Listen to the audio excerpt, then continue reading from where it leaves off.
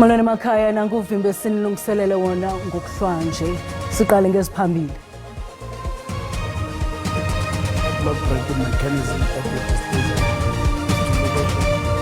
Emva kweentsuku zengxoxo esinzima phakathi kwe-ANC noXabayo kurhulumente ubambiswano, iingxoxo azikabi naziqhamo.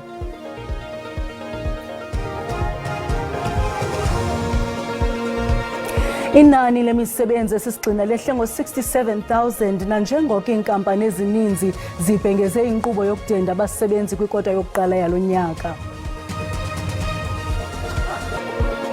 Afungisiwe onke amalungu ombutho Umkhonto weSizwe njengamalungu epalamente namhlanje. Ilungu elikhokela lombutho epalamente uGqirha John Hlophe uthi xa kungoku i-MK Party ngumbutho ophikisayo ngokusesikweni. Kusenjalo wayesakuba ngumphathiswa wezemidlalo nenkcubeko uZizi Kodwa naye ufungisiwe namhlanje. Ombozela ngenyathelo le-ANC lokubuyisela uZizi Kodwa epalamente uthe wafungiswa ngokusesikweni njengelungu lale ndlu yowiso-mthetho namhlanje. Bekukho kungaqiniseki ngokufungiswa kwakhe emva kokuba ebekwe ityala lorhwaphilizo, ukanti sele evelile phambi kwenkundla zamatyala. I think the state case is non-existent, but that matter, I'm not here about it now. We'll ventilate other matters when we have time at an appropriate platform. Phantse ziveke ezimbini ngoku yahlalo kokuqala ipalamente, kodwa namhlanje bekungona kufungiswa amalungu ombutho we-MK. Phakathi kwabo bebefungiswa ngowayesakuba intloko yejaji eNtshona Koloni uGqirha John Hlophe nokwayinkokheli yalo mbutho ipalamente. Naye ke ebekhona uAndile Mngxithama ndawonye nowayesakuba ngumphathiswa wezezimali uDes van Rooyen kunye noDuduzile Zuma Sambudla. Uthi ukufungiswa kwabo akukatshintshi into kwindlela abaziva ngayo ngeziphumo zonyulo lukazwelonke. Participating in the National Assembly should not be construed as an indication that we have now abandoned the legal elections. We are convinced that these elections were rigged. That is our case, and the case has been taken to appropriate forums. Uthi i-MKP iza kusebenza nemibutho efuna inkqubekela phambili nequka i-EFF kunye ne-ATM. Uqhube ngelithi oko umbutho we-ANC wakhokelwa ngumongameli Cyril Ramaphosa akusafani kwaye awusabakhathalelanga abantu abangathathi ntweni. Ukubunjwa ngokukhawuleza kwesigqeba sorhulumente obambiswano ngokwelizwi lesininzi kubonakala kungumngeni emva kweentsuku kube nguphantsi phezulu kwiingxoxo phakathi kwe-ANC namaqabane wayo kurhulumente obambiswano ingekaboni ngasonye. Konke kunyanzeliswa kukutyikitywa koxwebhu lesivumelwano sokwehlulelana ngamandla wolawulo phakathi kwe-ANC, i-DA namanye amaqela. Afrika usesebumnyameni malunga nokuba ngobani abaza kuba inxalenye yolawulo lwesixhenxe emva kokubekwa ngokusesikweni kukamongameli uCyril Ramaphosa. Oku njengokuba isivumelwano somhla we-14 kuJuni phakathi kwe-ANC ne-DA siqalise ngokubonakalisa intanda. Absolutely right. Without the Democratic Alliance, the ANC can't reach 60% of the seats in the National Assembly occupied by the Government of National Unity Parties. It's complex, but you are right. Amazwi kaZille azobe umfanekiso wokuba i-DA iza kudlala indima emandla malunga nokuba ngobani abayakutyunjwa kwikhabhinethi, kodwa i-ANC inoluvo olwahlukileyo ngemiqathango yesivumelwano kwanobunganga obukhapha esi sivumelwano. The deadlock breaking mechanism at your disposal is to negotiate and engage in a sufficient consensus, but it does not apply in terms of decision-making such that the party can have a veto power over the executive decision-making process. Sali yomthetho uBenedict Phiri uthi isivumelwano esityikityiweyo sinembophelelo kumacala abandakanyekayo kurhulumente obambiswano. These rights and obligations are created in areas of working together, where the parties have agreed that, for instance, all of their interactions will be in good faith. So it means that at the very least, when these parties interact within the context of government, all these interactions have to be in good faith. Kananjalo uPhiri uhambise wathi isolotya lesibini lomthetho usection 91 linika umongameli amagunya okutyumba isigqeba sakhe esiquka abaphathiswa noosekela babo ukanti nangona kunesivumelwano sikarhulumente obambiswano kodwa igunya lokukhetha ikhabhinethi lisesandleni sikamongameli kuphela. The statement of intent makes it clear that his prerogative remains undisturbed, and he may make that decision or those decisions within his prerogative. Ukanti ke umongameli usalindeleke atyumbe isigqeba sakhe emva kokubekwa kwakhe ngokusesikweni kwiveki ephelileyo. Ingcali zoqoqosho zithi ukwehla kwezinga lengqesho esisigxina kothusi xa kujongwa imingeni equbayo kwezoqoqosho. Inani lemisebenzi esisigxina lehle ngo-67,000 nanjengoko iinkampani ezininzi zibhengeze inkqubo yokudenda abasebenzi kwikota yokuqala yalo nyaka. Ngokwengxelo yakutshanje yenkcukacha-manani, imisebenzi yehle kwicandelo lezorhwebo, iinkonzo zoluntu, ezoshishino kunye nemigodi. Kusenjalo kubekho umnyinyiva wokunyuka kwezinga lemisebenzi kwicandelo lemveliso nelezokwakha. Noxa intswela-ngqesho igqugqisa ngokwengxelo yenkcukacha-manani, kodwa kulahlwa mbeleko ngakufelwa kuba usekho umnyinyiva odalwe kukupheliswa kocimicimo kongiwa kombane. We've got to make sure we continue on the good progress we've seen at Eskom of ensuring reliable electricity. We've got to do much more to make sure that Transnet is able to offer its services to the mining, the manufacturing, agricultural sectors. Kusenjalo, iinkampani ezininzi zibhengeze izicwangciso zokudenda abasebenzi, kodwa okwakothusi kuba imo yoqoqosho imaxongona ngakumbi. Also, on the average monthly earnings paid to employees in this formal non-agricultural sector, we noted a drop of 0.1% on a quarterly basis and on an annual basis up by 4.7%. Ingcali zoqoqosho zithi akothusi ukwehla kwezinga lemisebenzi esisigxina kuba iinkampani zixoza mphini wumbi ngokuqesha abasebenzi bezingxungxo ukwehlisa imirhayo nexesha lokusebenza. Work is really precarious, but we also know that, and that means that, of course, there's less hours and therefore less wages that people are taking in. Amanye amacandelo axume imisebenzi zimveliso zokutya, iziselo, imidiza yokumpakuza kuquka nobuxhakaxhaka bezibalo.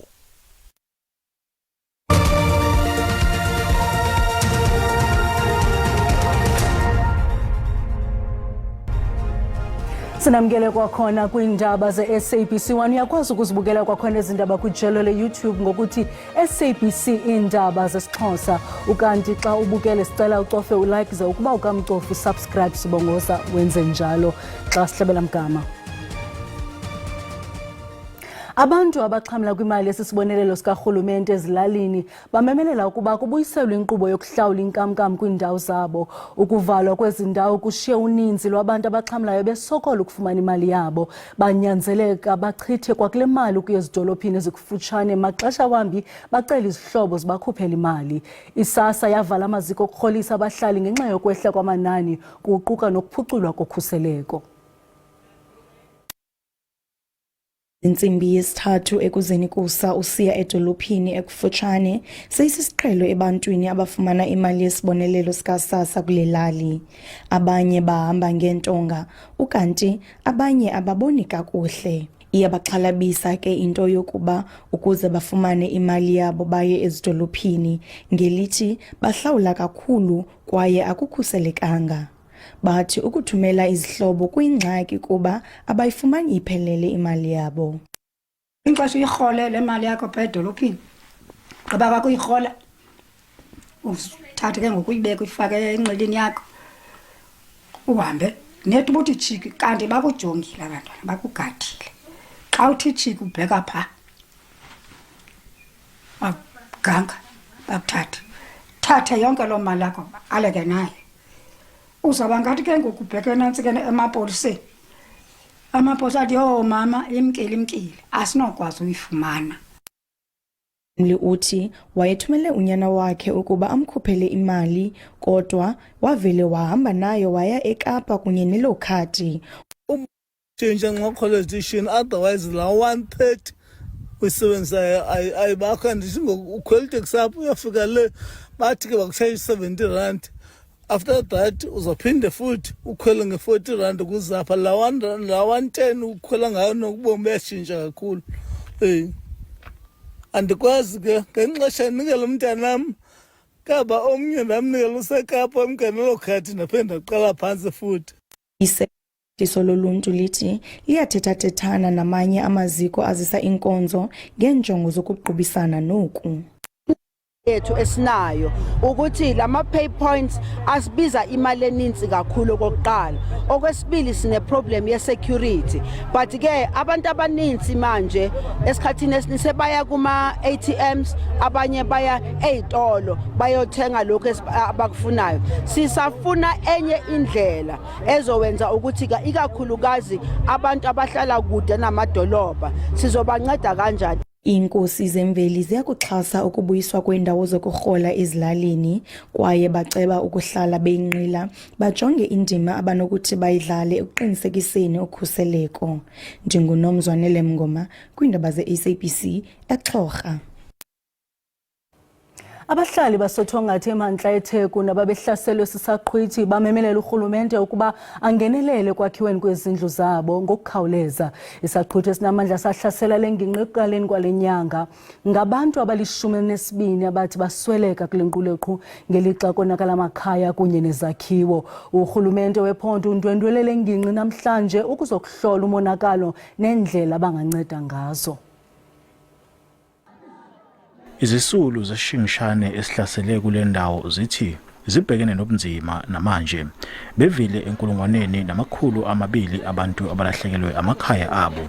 Unokubongwa Mthiyane ulahlekelwe indlu yakhe. Izakhamuzi lapha zithi yize zikujabulela ukubona izikhulu zikahulumeni zifika kule ndawo, kepha zithi ke isimo sempilo yazo azikaguquki. Kunzima kezeke buka yabo umlilo la ngubasekhona anginamabhodwe nje kunzima bafethu kuraf kakhulu. Yabona nje akufunctioneki. Sicela kuhulumeni ukuthi ngathi angasisiza ngoba phela manje asinayo indawo yokuhlala abaningi ngoba singcono ukuthi noba sinalo nendawo. Izifunda ezisithupha ke ezikhahlamezekile ngenxa yesimo sezulu esifundazweni. Umonakalo olinganiselwa ngaphezulu kweBhiliyoni lamarandi. Asizileke lapha namhlanje kuphela kodwa sizoba nabantu balapha uhambo size siphumela mhlazane sebethi impilo yabo isibuyele esimeni, sebenezindlu, sebenalo uphahla. Kuningi osekwenziwe ukuzama ukulekelela. Kulemele nezikole eziningi esifundazweni. Uhulumeni uthi likhona ke icebo lokusiza abakhahlamezekile. NginguSimphiwe Makhanya wezindaba ze-SABC ngisothongathi. Usapho lwenkwenkwane neminyaka 15 eMonti eMpuma Koloni lutarhusisela ukuncedwa ukuze lukwazi ukukhathalela inkwenkwana yalo. uOlothando Makhubalo wafunyaniswe ne-TB meningitis esenonyaka ubudala. Ukukhula kwakhe kwaqhoqa impilo ngokwasengqondweni nokusebenza kwamathambo. Olusapho luphila phansi kweemeko ezimaxongo ematyotyombeni, luswela indlela, umbane nendlu yangasese, oko kwenza impilo yale nkwenkwane ingaginyisi mathe kwaphela. Yokungamili kakuhle kwemisipha kaOlothando le indlela engcono yakhe yokuhlala. Esisithuthi sikukuphela kwendlela yakhe yokujikeleza naso kunzima ukusebenzisa ngenxa yendawo elikuyityotyomela kwabo kwanokungabikho kwendlela kulangingqi. Ilokishi abahlala kuyo ayinambane kwaye ayinamanzi, nto leyo echaphazela ukugcinwa kwamayeza akhe kwanokutya kwakhe. Umzali wakhe uthi kunzima ukumfunela isikolo kuba zixabisa imali angakwazi ukuyikhupha. Emagalini ndihlala esiqikini, ndihlala ekhaya nakho mbani, and andikwazi imedication yomntana uyifaka even efrijini nekutya awumabuya kutya ngenxa yokuba ndihlala egalini ndingenayo nombane. Okwesibini umntana makakwazi uba angaya esikolweni ngoba izikolo afunda kuzo zi-expensive and afford mna ukuzibhatala ngoba andiphangeli permanent, ndiyajoba. Lo mzali ukwathi inzame zakhe zokufumana uncedo ziwela phansi. Umntana ugule ngo-2011 ndizamile kule minyaka igqithileyo ukuya kwa-social development. Usisa waye wandinceda phaa wandibuza into yoba kuyakhiwa na eCambridge, so mandiye phaya xa kusakhiwa izindlu eCambridge. Isebe lozenziso nokuhlaliswa koluntu kwiphondo leMpuma Koloni lithi le meko imaxongo kakhulu kwaye bazama ukufumana umhlaba bazokwakhela elikhaya indlu esemgangathweni.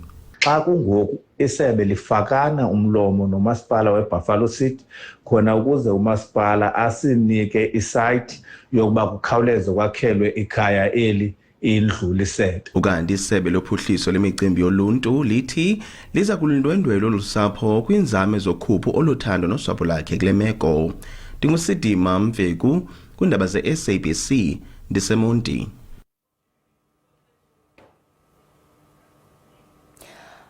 Abasetyhini abathathu babulewe kungaphelanga neveki eBloemfontein naseButshabelo eFreystata. Iintsapho zalamanina zidandathekile. Amatshantliziyo acwangcise uqhankqalazelo ukuba abatyholwa bangafumani bheyile. Masixha kuloo ndawo sibulele mawethu ngokusiboleka indlebe. Sinikhumbuze zangomso zezanoxa bethu ngesizulu. Usuku benzola.